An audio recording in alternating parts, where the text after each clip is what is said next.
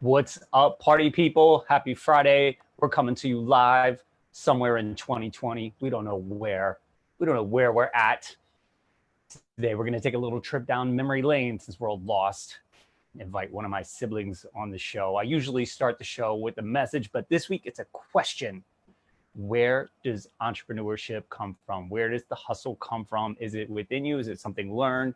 Today, I'd like to welcome to the show my baby sister, Jacob Fox. Pô, caralho. Hey, pô, caralho. Yeah, was you welcome for having me to come to your show. I know this was a big opportunity for you to have me here. So the pleasure was all yours. I've been watching show you something that I was watching your show before, and I saw you had some guy was maybe Bobby Seeger. But I was looked that guy up on the MySpace. That's not the heel Bob Seeger. That's what some guy with some chat shoes. Was not the one from the night move. So I want you to know that I know that you know that I know that. And I saw you have some guy with some Marco last week, Marketplace, just try to sell some helmets so you're not trucking like the Diaz brothers. But maybe that guy was like 230, 240. So gonna not talk about that one. You got a real deep voice. So without further ado, you can ask you a question about some Pinot Noirs. Was the tough word. It was kept me up last night. So my baby sister was adopted from Brazil, and at a certain point, got a sex change. Fortunately, identity crisis. But that's where my love of jiu-jitsu came from, because we went to Brazil. And, you know, she got picked on a lot as a little girl, and had to learn to defend her. So, but now that guy's was fixed that stuffs. Was that tough life? You're growing up on the favelas of Brazil. Yo, I would love to send this to Henzo and just have him kick both of our asses for this. But he'd be like, "That's the worst bullshit Portuguese accent I've ever heard in my life. Never do it again." It's not bad. You're better than me. So he's probably like, "Yeah, you were on my radar, Jeremiah. I was gonna come on your show, but I was gonna have you on the show, but you fucked it up." Yeah. So yeah, just a word to everybody. This one's gonna be a ringer, just like we did with that guy Bobby Seeger was saying at the beginning. Apple Podcasts, you might as well mark this one explicit. Yeah, maybe next week you can have some fake Eric Clapton on to do some fake Wonderful Tonight, but it's not going to be wonderful because that's not the heel clutch. So where are you at right now? I'm at Mom's, dude. I'm at Mom's condo in Norfolk. I'm a traveling man. You're in Norfolk, Virginia. But where do you live right now? This is the first time I've actually talked to him in person. I haven't seen him in like 2 years. Yeah, I'm in the budding metropolis of Franklinton, North Carolina. Dude, I just bought a house out there. I can barely see my neighbors. All you hear at night is just cicadas and my woman complaining to me. And just kidding, baby. That's why he had to move out. Right. What city is that closest to? It's about 20 miles north of Raleigh. North of Raleigh. Yeah. Gotcha. All right. And most of your work is in that area now. Yeah, I'm a sales manager. I've got basically Raleigh, Durham, Cary, down to Fayetteville, out as west as Greensboro area. So a couple hundred square mile territory. A couple hundred square mile. Yeah. In New York, everything is in square feet. Right, square inches. And prior to that, you were in Nashville. Is that right? So we were all born in Nashville, but you were just a little teeny baby girl when we brought you from Brazil.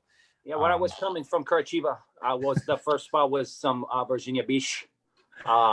Yeah, no, from there it was Kansas City to Nashville, Nashville to Raleigh, Raleigh to Durham, and then finally wrangled my lady in, who's pinned me down in Franklinton. And who were you with in Nashville? What brought you there? I can't remember what brought you back. So I've been in the home security and automation industry for maybe 8 years now, roughly. Started with ADT. They moved me out to be a corporate trainer in Kansas City at their headquarters. And then I was kind of scooped up by one of their competitors, Vivint Smart Home, who moved me to Nashville to be a district manager. I was overseeing Nashville, Knoxville, Asheville, North Carolina, and Huntsville, Alabama, which is actually like 5 times bigger than my current territory. And then they've moved me to Raleigh And then I've been recruited yet again by the biggest home security company in the Carolinas, CPI Security. Probably shouldn't say their name while I'm on this podcast, given the dirty, filthy things that are getting ready to come out of my mouth. I saw a post HR earlier. Just trying to sweep that under the rug. Yeah, I saw this post on Twitter. This guy was like, if a company's unhappy with whatever you post on social media and they judge you for that, maybe you should move to another company. We'll see. We'll see how it works out for you. I'm just going to start throwing some applications out there then. And, right. Let's call this his virtual resume. Yeah. What you see is what you get. It doesn't get any more real than this. And in Nashville, you were also running a distillery, right? I did. I ran the distillery kind of an interim between two programs with the Vivint folks. Yeah, that was a blast, man. It was about, I don't know, 2 months or so of just like 78-hour work weeks. I was a GM of a distillery on 3rd Avenue right off Broadway. That was a good time. Good times, always is. And you were also a cop, and you also were we won't talk about that. And you were also you also waited tables at a number of restaurants, correct? Yeah, service industry, man. What other I'm trying to remember what other, because he and I have not lived in the same city for 20 years, so I'm trying to remember like all your different sales positions. What else? Yeah, as a salesman, you wear a lot of hats, man. I'm dually licensed for homeowners insurance, life insurance, car insurance. I've done a little bit of everything, financial services. They call that being dually licensed. But yeah, I mean, you name it, I've sold. If you learn to sell, you can sell anything. Of course. Well, that's what we'll end up talking about. And you also were a wrestling and martial arts instructor, correct? Yeah, that's actually just bubble gum behind my ear there. Yeah, man, lifelong love affair with combat sports. Started with wrestling and then Brazilian Jiu-Jitsu, of course. I'm a purple belt there. Shout out Scotty Oates. And then, yeah, MMA, a lot of Thai boxing, some judo, some sambo, but you don't need some heel hook. That's not jiu-jitsu. Oh, yeah? Right? Yeah, it's how you get your leg broke. I was going to say, why don't you go train at Henzo's and see what they have to say about it? Right. And you started basically with wrestling, right? Yeah. That was your main thing, like junior high, middle school wrestling. I basically like left at that point, and you and it kind of escalated from there. Yeah, right? The first martial arts school I went to, I kind of traded off teaching wrestling, because if you don't wrestle in school, they don't have like adult wrestling classes at most of these martial arts schools. Right. So you kind of have to come up in it. I traded that off for learning jiu-jitsu, and then those guys like, dude, you should get into fighting. And I'm like, I never really saw it as fighting. It's kind of like, still there's a scoreboard. Like, I hit you once, that's one for me. You hit me once, it's not like I'm angry at the guy or whatever, you know. It's just an escalation of wrestling, except you can get your block knocked off. Which you have done a couple times. Where you go? Why the guys was leave the video? Well, gosh. But they was not have technology in Brazil, porra. Yeah, my Wi-Fi was not working. I'm in my mom's basement, porra. What's it called? Baseball was a big thing too. And you did some bodybuilding. Did you ever do some personal training as well? Yeah, I got into it kind of like just to help out. You can't be like official without having all the licenses and stuff. You can't get hired by a gym. But yeah, I've worked with a lot of wrestlers on strength and conditioning. When I was coaching wrestling at Cox High School in Virginia Beach, your alma mater, one of them. That's COCKS, Cox High School. Where we did some wrestling. just no eye contact. Love those singlets. Yeah, I bet you do. I heard that about you. I still wear them from time to time. There's nothing wrong with that. I'm sure Patty does too. She just likes it when I wear them. You were saying you did some personal training. I mean, you made a little scratch with that, right? Yeah, got into it a little bit. Most of it was just to help the guys get stronger and get some kind of understanding of biomechanics and how the strength and conditioning will make you a better wrestler. It's like the old, I think it was in the Tao of Jeet Kune Do, Bruce Lee's book. He says, if weight class or if size doesn't matter, why do we have weight classes? So look at was early UFCs with the Hoisey Gracie he killed them all. Those guys, that guys didn't know jiu-jitsu though. That was the problem. You have No, some well, yeah, right. Ken Shamrock. When you put it in the out on some steroids. right, It was La Bomba. when you, when you put it in the context of two trained individuals in the same style, you know, big time weight comes into it. Weight plays a big part because that's weight, age, for sure. You're wrestling guys. I've been on both. I've been on both sides of it where I'm looking across the mat at this guy like, dude, this guy's pretty big. And then I've been on the other side where I'm like, oh, you should have cut some weight. You look tiny and pathetic. right. Thank you. But I've heard age too plays a big factor. Like you're working with somebody 10 years younger than you. That's like adding a belt onto if they're trained. Like if you guys are both like, say you're both blue belts and the guy's like 10 years younger than you and like 10 pounds heavier than you, that's like, he might as well have another belt over you. He's going to give you what's going to give you hard time. Yeah. But experience plays a factor as well. I mean, the guys are, sure. You know how younger guys, they want to go all crazy and then they'll just stick their head in your armpit for a guillotine or something. Sometimes they might have better wind. They got a little bit better mobility. I can tell you, dude, I just turned 36, man. I hate to say it, but I'm feeling a little bit, you know? And wind, forget about it. I've run with you before. That was the one thing you didn't get graced with was the long distance running. No, I did. That was my shoes were heavy. That was the problem. My shoes. Yeah, your shoes were heavy. I thought you were going to die the last time we ran. You sounded like you were going to keel over. I've got 8 years on you. That was the last time I ran. It's a good thing because I don't know, you might not be here still with that guy. Nowadays I was doing the better runs in my jeans. What do you, just out of curiosity, what are you doing for workout these days? A lot of body weight stuff. I built a home gym because of course with COVID, you know, everybody's kind of off the grid with the gyms. So I've got some dumbbells. My lady's dad just installed a pull-up bar for us. I saw that. Yeah, it's my man Eddie Money for that. Time to muscle up. You always have to learn the muscle ups. Yeah, I was too heavy for that.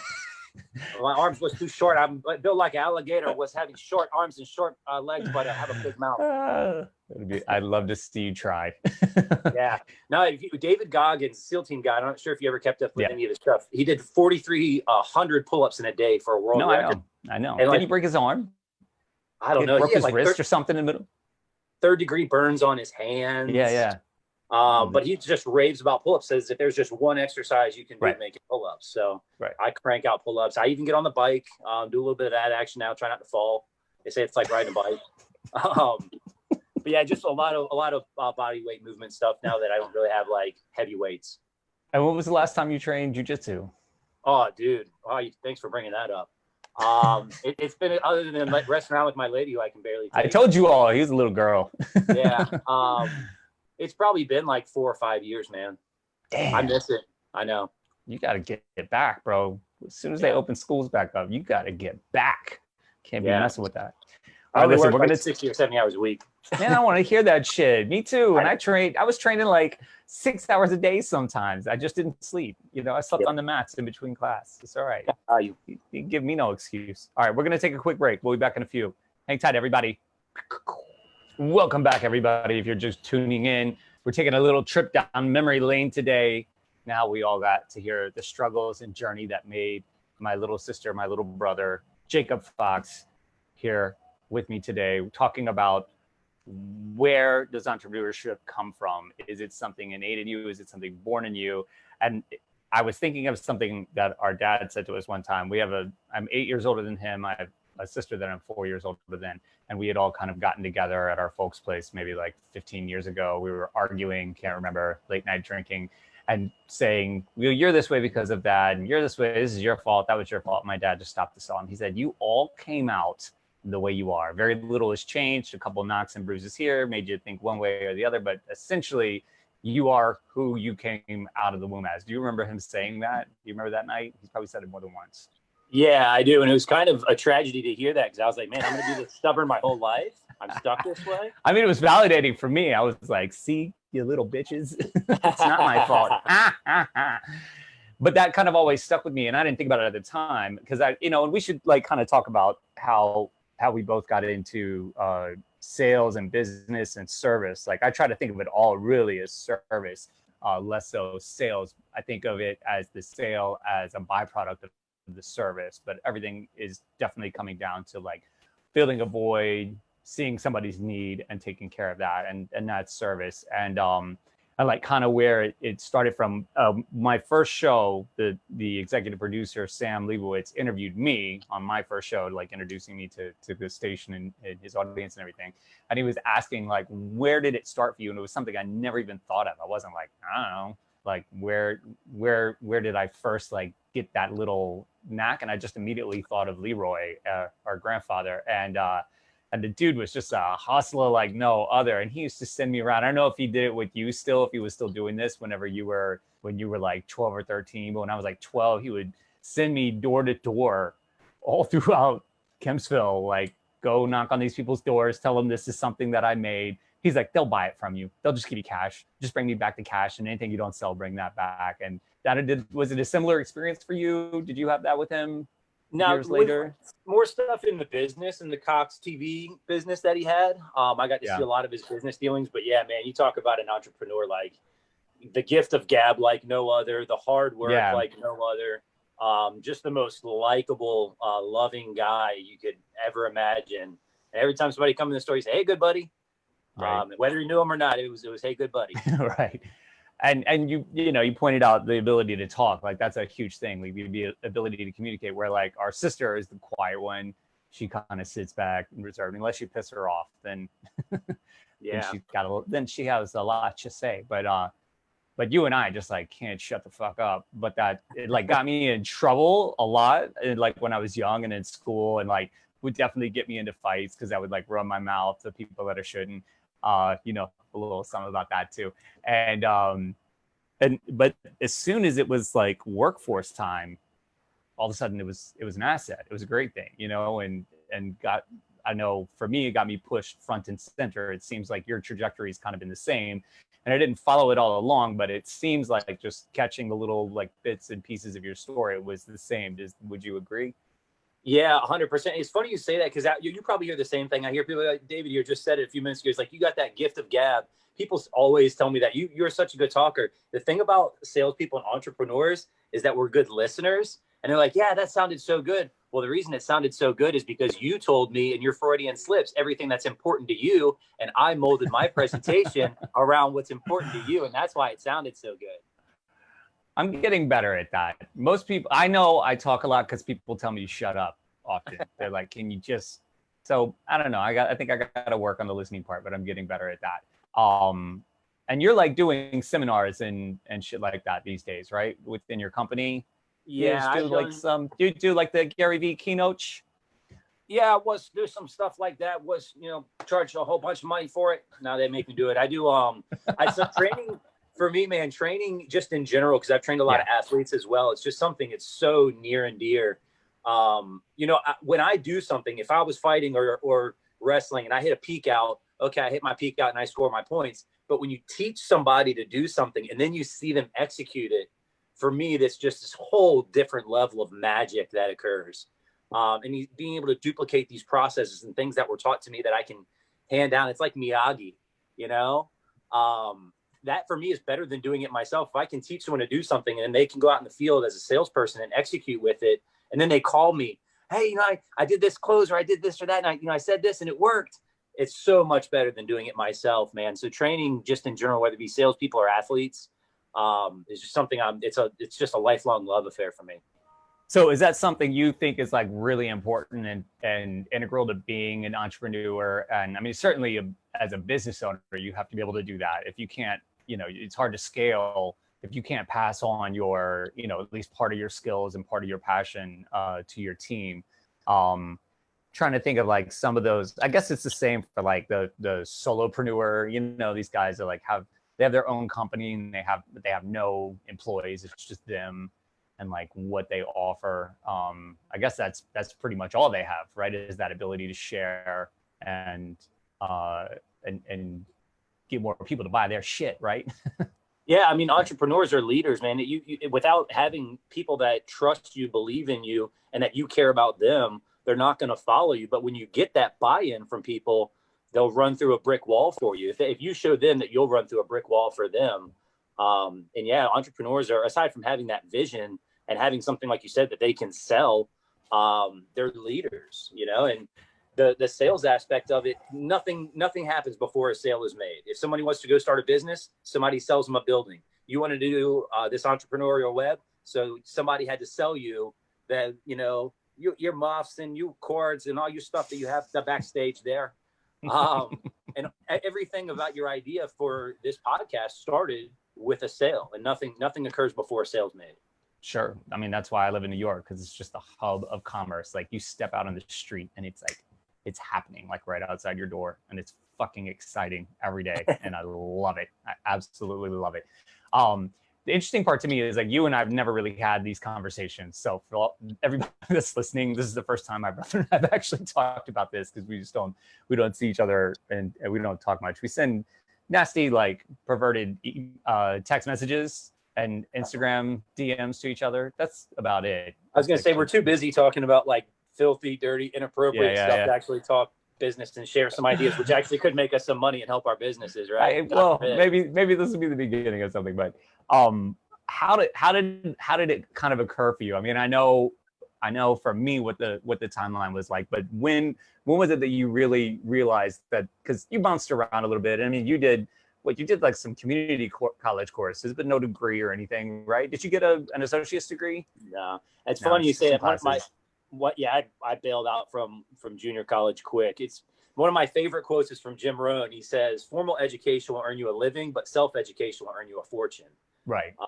And 80% of people out there go down some path of work outside of what their degree is in. Elon Musk even said, "I don't give a damn about your degree."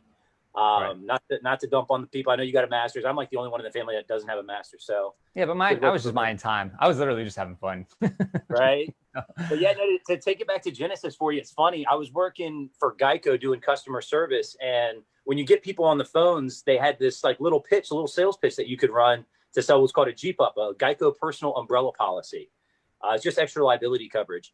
And they told us, hey, if you want to, you can rap at people about these. And I was like, hey, I'll give it a go. Makes you a little extra money. And I started doing it. And then I was approached by somebody over there that was like, hey, you should get into sales. And of course, like, as a young person, all the stigmas around salespeople. I'm seeing some pop belly guy in a used car lot with his belly hanging out and pastrami hanging out of his mouth. And we think of like the timeshare sales guy, you know? Yeah. All those stigmas came through my head. And then, you know, I took that leap. And the first time that you persuade somebody, it was just snap for me. And it was a lot. I just know at this point, I'll never do anything else. I'll be a salesperson, and hopefully a leader for life. Yeah.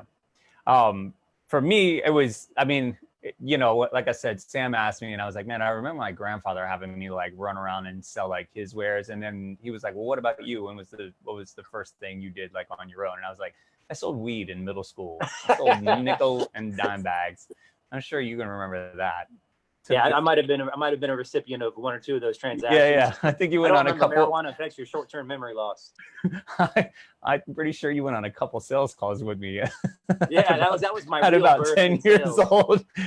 But it was funny, like once I started, especially in restaurants, you know, and I started in the back of the house, like washing dishes and stuff, but bussing tables as well. And seeing how much money, how much extra loot the servers made. I was like, man, I want some of that cash. Like, they stay clean all night. They're not dirty. You know, they get to talk with people. When you're in the back, you're just like getting knives and tongs and shit thrown at you. And you're making like, well, God, I remember it was like $6 an hour back then.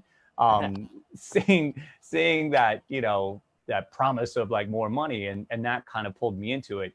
But then like, also considering, you know, pursuing music and just wanting to be a freelancer, because I didn't want a boss. You know, I didn't want someone telling me when and where and what to wear and all that shit. It was just like, I want to do my own thing. So, and then it kind of built from there. And once I moved to New York, it was just like a wrap, like right away. It was just like the vibe is so strong here to just go after your own thing. And it was kind of a, you know, there was a revival, I think, in the late 90s and early 2000s, especially in New York City, for like, you know, people doing their own thing. Rents were cheaper back then. So there were a lot of like artisans and people that were doing quality things, and it was easier to kind of get off the ground. And now, like, yeah, the market got super saturated, and a lot of that is getting purged right now with, I wanted to ask, what's the situation like where you're at, like in terms of businesses and, stores closing and opening? I mean, here it's like, especially Manhattan, it's like a fire sale. Brooklyn is pretty solid still, but in like the Raleigh area, what's happening on the street there? Yeah, so they're opening up. They're back into what they call phase, and that's now phase 2.5. Oh, Jesus. I'm waiting for the next iteration, man. It's like Well, my we had iPhone we iOS had update. 4 phases. We did all 4 of them, and half the businesses in New York are still closed. And everybody's like, Yeah, "Well, what the fuck? What's happening next?" but yet Walmart's still open Um, and Target. You know, right, the of monsters, course. they're still open. It's not Um, safe to go in a mom and pop, but yeah, you can drop in a Walmart with all 500 other people in there. right. Have there been a lot of closures Yeah, in the area? it's really sad, man. The smaller mom and pops that need that funding, when they're mandated to close, Yeah, it's tough. Yeah, I've seen a lot of that, and a lot of it is we're not going to be able to recover from it. You know, from what started in like maybe March, with these mandated closures and whatnot. Businesses come June, that was a wrap for them, and a lot of them right. unfortunately won't be back. But yeah, we're still doing the mask thing, still doing the social distance thing. Restaurants, like, you can't sit at bars and whatnot. It's still, very But you can much sit a in thing. you can sit inside in a restaurant and like limited capacity. Yeah, up to 10 people. 10 people, damn. I got a sales team of 11, so no team outing. Sorry. Well, it saves company money. Yeah, right. And you guys, your company's like basically remote, but you're able to do like house calls and stuff like that. Yeah, the company gets our guys preset appointments. So they'll go in looking like Sub-Zero from Mortal Kombat. They got the Right, mask right, on. They got the little head thing on. So, yeah, I mean, honestly, my team especially, we've flourished through. I mean, just like you, man, entrepreneurs find a way to win. right. And our company has a big database of kind of previous prospects. And I thumbed through that, got these people, some folks to call. And they've been making a lot of phone sales as opposed to a lot of the stuff that was live before. Mm-hmm. But yeah, we just went around it and found a way to win. They say the Marshall way is to find a way. The Marshall way is to find a way. Yeah. That's fucking awesome. Great. All right, we're gonna pause on that. We're gonna take we're gonna take another break, everybody. I'm gonna go clean my face off. We'll be back in just a minute. You're listening to the Entrepreneurial Web. Okay, everybody, welcome back once again, the Entrepreneurial Web. I'm your host, Jeremiah Fox, here with my little bro, Jacob Fox. He's been a sales manager for a bunch of different companies all up and down the East Coast and into almost the Midwest. We're talking about what creates an entrepreneur. Where does it come from? Is it something that's created? Is it something that's innate? We pointed out a few things like our family history, our grandfather, our mother's father, who was just like a hardcore hustler, owned his own businesses, owned his own shopping centers, but like was also just like a cool guy hanging out in the street, talked to everybody nonstop. We also talked about just our own life experiences, how we got plugged into certain things and we were like, oh, this is fun. And it just turned out to be sales and service and we just ran with it. So we both have had like long careers in service and in sales. But then there's also just like the innate part of us where like our father said to us one time, like, you came out the way you are. You've always been this person. This is who you are. You were like, nothing has really changed. And I know you're familiar with Gary Vee, Gary Vaynerchuk. I'm not sure how much you like really get into him or listen to him, but he always talks about like people are like, why do you do this? And he's like, it's just in my DNA. It's just like, and for me, I feel like the older I get and the more I get to know myself, it was like, this was absolutely my destiny. This is what it should have been. There's no way. I did so many stupid things in a rebellious way to make sure I never ended up in like a desk job or working for some company that I hated. Like I just, to like almost self-detriment, I pulled it off. Not suggesting this, but it was close. But I just like really did a bunch of crazy, stupid shit to ensure that I would not end up in that situation. What part of, would you say, of like your DNA, do you agree with that? Do you think I'm crazy? I mean, I know you think I'm crazy, but like, where does that all lie on your radar? Yeah, it's funny. Me and Dad were just talking about this last night. Like, once you understand the hustle and the benefits of the grind and embrace it, you don't go back. Yeah. But the people that don't know about it, it's like the best kept. It sounds stupid. The hard work is the best kept secret out there. But no, for me, man, I'm a late bloomer. It wasn't always this way. When I was in my 20s, you talk about like bouncing around different jobs and whatnot. I didn't pay attention to detail and I didn't have it. And I was maybe like 26 or 27, dude, and I went broke. And you just clicked, like it started like, we've got to work hard. We've got to figure something out here to make it happen. And then I started making it happen. And got in the home security industry actually with ADT and started selling a bunch and was like, wow. So I just worked like 60 hours and made myself like $2,500 this week. Like, we need to do that again. We need to try that again next week. And that's where it kind of came from. There were certain pockets of my life that I would apply hard work, but it was only things that I had interest in prior, not things that I needed to do. And yeah, you talk about that why. It's come to the point with me now where my cup hath runneth over. If the Simon Sinek book, Start With Why, I've got enough whys to now where it's just like a why not? Why not be great? Why not get after it? Why not be the best? Why not be your best? One day we're going to be on our deathbed, man, looking back, and we either made it happen or we didn't. All the other bullshit in between doesn't matter. And man, I've got a fiance to provide for. We're going to start a family, just bought a house. We got bills and stuff. I know, it's crazy, man. Wait till you see my little minions. I don't do the world a favor. Just they're going to be little loudmouth, arrogant pricks, just like their father. Oh boy, get ready, folks. Get ready, folks. You think you're a late bloomer? You think you're a late bloomer? I was like 38. I was older than you are now when it finally clicked with me. So I think you're ahead of the game. I mean, I talk about fucking off and like having I had like 40 different jobs. And the point was I was never going to be happy doing that until I set off kind of on my own. And I know you've got some investments in some small things. We don't have to talk about the Coke trade or any of that. That you're just starting to branch out into. Yeah, I was starting some side business for some steroids. He got back with his Brazilian family and found some a good source. I was get some shipment of some bomba. You was a skinny guy. You don't need that one, but if you need, I can get. So you're at that point where you're starting to take those big steps, like working out, outside of the company and starting to do your own things. And it's like I'd like to talk about that a little bit more because it's something a bunch of younger people that I connected with on like social media, especially, and on Twitter and Instagram. And they talk about it and they ask a lot of questions. And it's like, it's not overnight unless you're bankrolled. I mean, I still I own a business. I have a business partner, but in another operation, he's my boss. And then he owns a business. He owns that business, but he also works for another company where he has a boss. And I'm sure his boss has got investments and other things, but also it's just like this, it's never necessarily singular where you just like, you either work for somebody or you don't. There's all this wiggle room in between. And you're kind of in the midst of that right now and at a good age in your life. How does it, like, what's happening? How does it feel? What are some of the suggestions you could give to people that are listening that are like on the cusp of that? Maybe. Yeah, you hit the nail on the head. You look at like the Damon Johns, the founder of Fubu. I think he said it was 5 years. His first 5 years was without profit. Easily.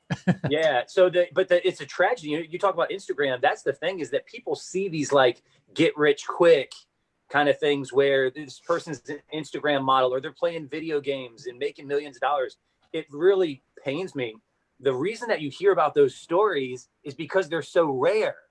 Yeah. And just the stick-to-itiveness, that the persistence of having the micro of how I'm going to manage my minute, hour, day, week, month, and then the macro of this finished product of what you're actually going to end with, and having that vision, putting those things together is everything. And just day by day, keep getting up, stay out late, get up early, get after it.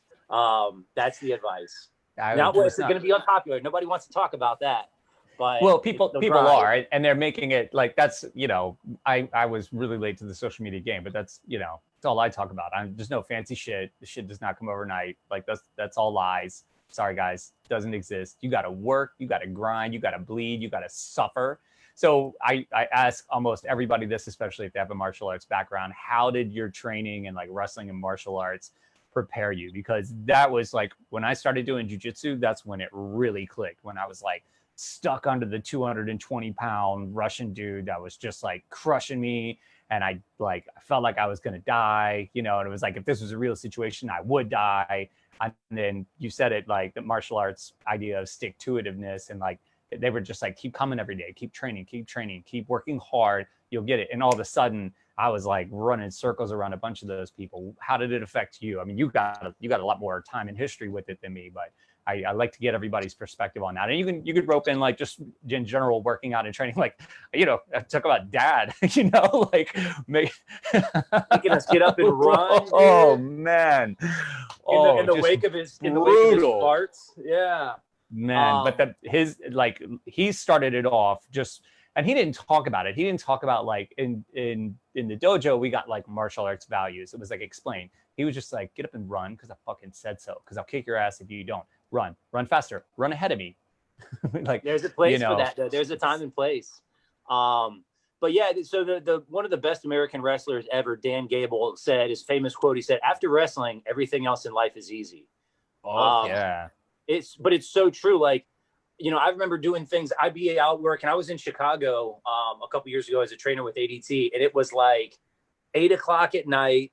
I had a couple of appointments left. It's like 25 degrees, freezing cold. The wind is howling, but in the back of your head, I can always just revert back to, man, Tuesday nights in the gym are tougher than this. Yeah. And once you have that in your back pocket, it's like your threshold for when you quit, when you bail, when you paddle in, it just goes higher and higher and higher to the point where it's like, come at me, bro. Yeah. That's like what Mario was saying last week too. He was talking about that. Like, you get to that point where you're like, all right, I'm in this guillotine, the air is getting cut off. Maybe I'm done, but maybe not. And like you said, you just like level up and then you wiggle out, you find a way, you relax, like all those things. And it's the same, if you're under physical pressure, same tactics apply. Have you ever read On Combat? Are you familiar with that book? Oh, you should check it out. It's so great. He's a guy's like a retired cop and also I can't remember what branch of the military he was in, but he was like a high up and he did a lot of training. And he talks about a little bit of everything, but his section on square breathing, like the shit that snipers use, whenever they're like, just like how do you calm yourself down? And he's like, it can apply to everything. Like you can get yourself out of so many sticky situations just with like a few seconds of square breathing. And like he talks about martial arts training, and it's like, yeah, if you're under that, you're stuck in there. Like you don't want to like shorten your breath, you want to deepen your breath. And all of a sudden you get this calm, and then you start to see the options. And it's like, if you do that in business too, like shit is crazy. Like you got all these, whatever it is, you own your own business and you're like behind, sales are down, whatever, you work for somebody, and you just have to relax. You're never going to see the best possible solution if you're in that tense, like crazy state. Like sometimes it's just like time to go and you got to fire. But I feel like when we're in that state, we're not thinking, kind of like the flow state. It's just like unconscious or subconscious. And it's just like pew, pew, pew, pew, pew. And I feel like I'm killing it then. I'm talking about the opposite end where you're like, you feel like crippled. You can't think. Like, yeah, you got to back it down. You got to fight that. It's a conscious decision to, like when I was in the police department, we had something that I learned in the academy called a tactical breath. And you can just do this on your own. And that's what it is. Feel better. Yeah. 4 seconds in, breathe in for 4 seconds, hold it for 4 seconds, and then let it out. And, I tell my salespeople all the time, the two most important things going through your head needs to be confident and relaxed. And the more relaxed you are, it's like people, they struggle with anxiety and depression. Well, they say that anxiety is fear of the future and depression is fear of the past. But neither of those things can affect your present. And if you want to give yourself the best option, like you're saying, you've got this 9-lane highway and all these different things that you can say and routes you can go. You've got to be in that moment, in the present, relaxed, just doing your thing to give yourself the best shot. My sales team, I call it a sales hat. They put on their sales hat and they start talking like they're in some kind of a call center or something like that. Right. Dude, people hate that shit. They do. Be yourself, man. Just stay confident and relaxed. Yeah, that's great. I was going to say that fucking quote. You stole it from me, motherfucker. Boom. Hashtag blessed. We're going to take one more quick break. We'll be back in just a few, everybody, for the last segment. See you in a minute. Woo! All right, everybody. Last round. Ding, ding, ding. Here with my brother, Jacob Fox. We're talking about are entrepreneurs born? Entrepreneurs, is it innate? Is it within you? Is it learned? So we talked about our family upbringing. We talked a lot about our grandfather, our mother's father, who our mother is much like, very talkative, out in the street, super outgoing. We talked about some life experiences that drew us once we started to feel like, oh, this is fun, I enjoy this. We went after it. But we just started to talk about our father in the last segment. We owe this dude we owe him a lot. I feel like we got to buy his house, like after all the shit that we did. But we were talking about hard work, and that was something I really feel like our father ingrained in us. He's a quiet, analytical guy, and I feel like I kind of got a good amount, a fair share of both of our parents, where the outgoing kind of I don't care kind of nature from our mother, who can just like go and do, and our father is like much more calculated. And the dude grinds still. He grinds so hard, and him especially teaching us through sports when we were young, just like, you got to work harder. You've got to work harder. Even when we were like, I want to give up, like, you got to work harder. And how you could have all these components, but without the hard work, where do you end up? Yeah, hard work beats talent when talent doesn't work hard. Right. Hard work is the great equalizer.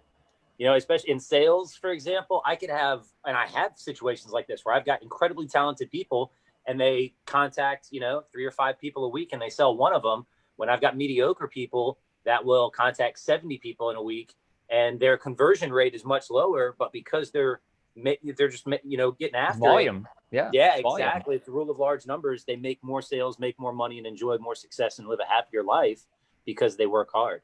Yeah. When I was studying music, a really common theme was, all of this, like these amazing musicians you see, it's 1%. What did they say? 1% inspiration, 99% perspiration.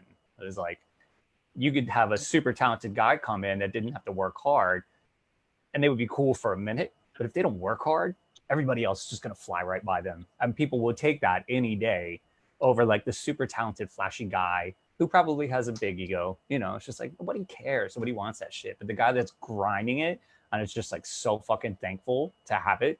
And I think gratitude's a big part of it too, right? How do you maintain that hard work if you're not fucking grateful? Like, because sometimes the payoff's not there. Like you said, the guy from Fubu, like, didn't profit for 5 years. I've been through that numerous times. You're just like working your ass off and you're just like, where's the fucking money going?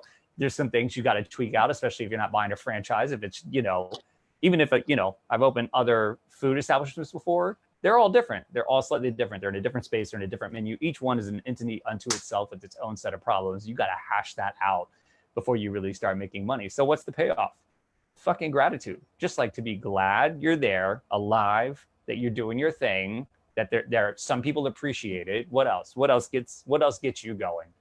Yeah, it's funny you say that. I read this article that said that gratitude is the healthiest emotion for your body. Fuck yes. Yeah, when you start your day with gratitude and give thanks for all the things you have, man, it's like everything will pan itself out. But if you can wake up and say, man, God, I've got my health, I've got, you got a beautiful family, all the things that you do have, your businesses, the relationships, all the interactions that you had. I tell this to the other leaders of my company that I drive it with what I call the thank you culture. And anytime my team, thank you for getting after it. Thank you for making it happen. Thank you, thank you, thank you. It goes such a long way. And I honestly, genuinely am incredibly thankful to be blessed to be able to lead that team. And when you start with that as your edifice as a leader, you're in a good spot. But when you start trying to manage processes and you manage and don't lead, and you don't put the people ahead of yourself and their needs ahead of your needs, man, as a manager, because that's managing, then the processes, it's a slippery slope, man. Yeah, definitely. I like this saying that instead of telling people to pick up the rope, grab the rope and show them how to do it. Like, be a 100%. Part of them, be a part of the team. I think especially during, since March, that I was already into like the gratitude mindset, especially from martial arts training and the messages we were getting at Sun Dojo before everybody had to close down. I like 2 weeks into this whole thing, I just started to wake up every day and say, wow, like, I remember one day I was kind of like, someone was talking to me and they were like, how's it going? I'm like, man, this shit is crazy. It is just like so bonkers.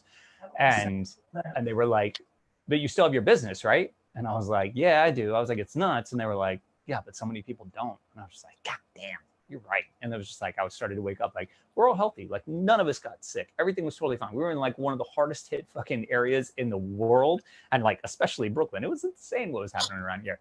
Everybody was fine. All the staffs at all my places, everybody was cool. Like this neighborhood was like in pretty good shape. And it's just like, what the fuck are you complaining for? And so that's gone way up for me since then. And I've really like honed in on that. And I've started to see like the people that are slipping. It's like, that was the first thing to go, you know? It's like, I said it last week with Mario. You saw Mario's quote. That was just like really great from that Forbes interview.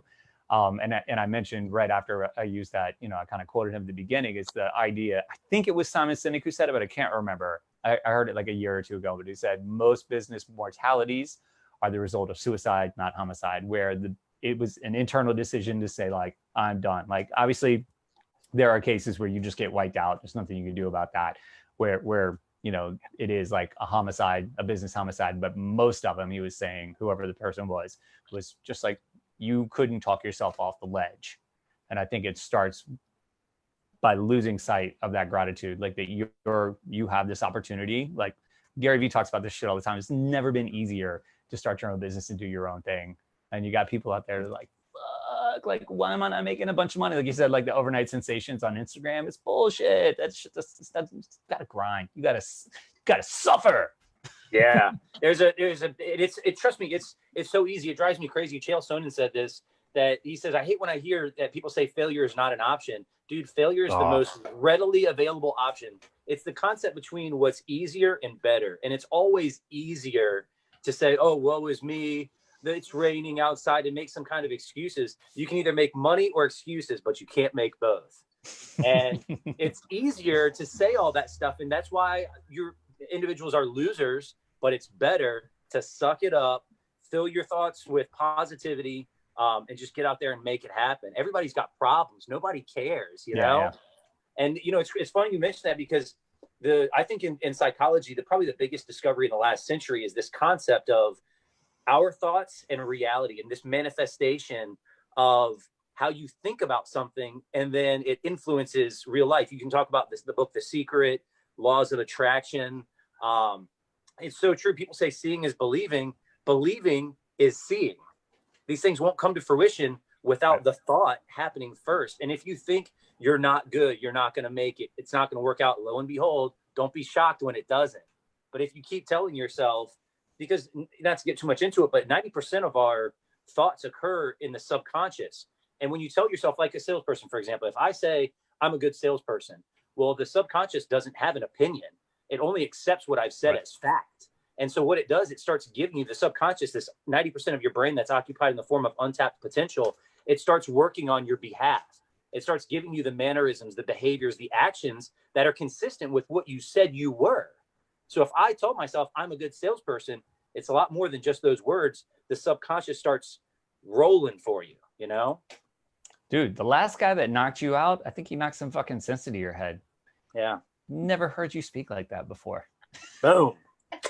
Boom. Send that check. Good. You can send that check for your seminar here, your podcast on Joe Hogan's. You can send out that check to the mail for me.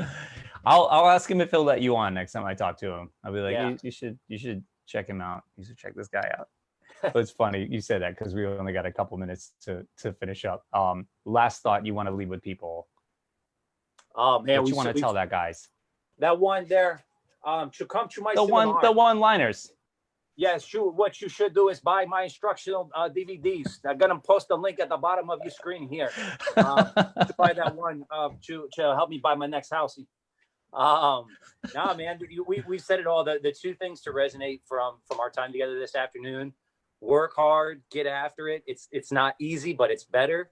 And man, find something to be thankful for. There's so much. I don't care who you are. I don't care if you're blind, deaf, or dumb. We all have something. Dude, I'm 5'2" and bald. Like, if I can be thankful, get your shit together and be thankful for something. Sorry, I got the looks in the family. Hey, I got the arms, I got the charm, and I'm doing the harm. Check it out. I'm going to see you in March, right? Yeah, for the wedding. Yeah. Have some mats. Yeah, boy. Put some mats in that. Man, I can just miss you. I don't care. Get some mats. Put them in that little gym. What guys was gonna see? Gonna see some fun. Any Brazil we fight at the street. We'll do a Facebook Live. Everybody that watched the show was able to watch that once. Yeah, boy, you can place me some bets on me. All right. Thank you, man. Appreciate it. Thank you. It's been an honor, man. Hey, love you, bro. Thank you, Love you, everybody. Love you too. Have some gratitude. Go work hard. We'll see you next week. And this is the Entrepreneurial Web. Peace out.